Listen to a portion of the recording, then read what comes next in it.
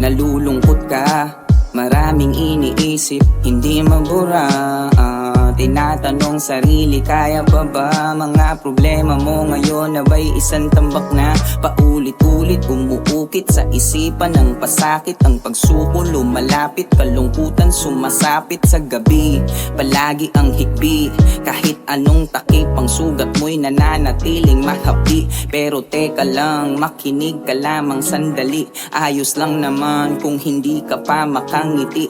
Laging tandaan na merong isang nakatingin, kaya kung ako sa'yo, ito ang dapat mong gawin. Sabihin mo lahat kasi nakikinig siya, hindi na dapat na magduda o aminin mo na. Alam ko na, hindi mo na rin kaya, magpakumbaba ka na't lumapit sa kanya.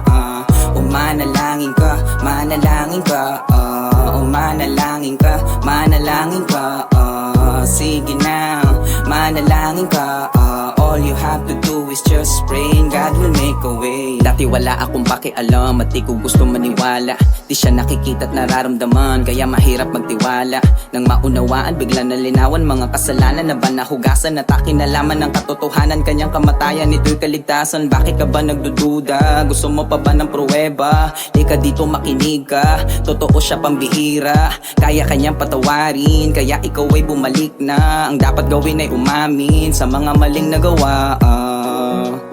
Jesus, Jesus, Jesus, yan ang kanyang pangalan.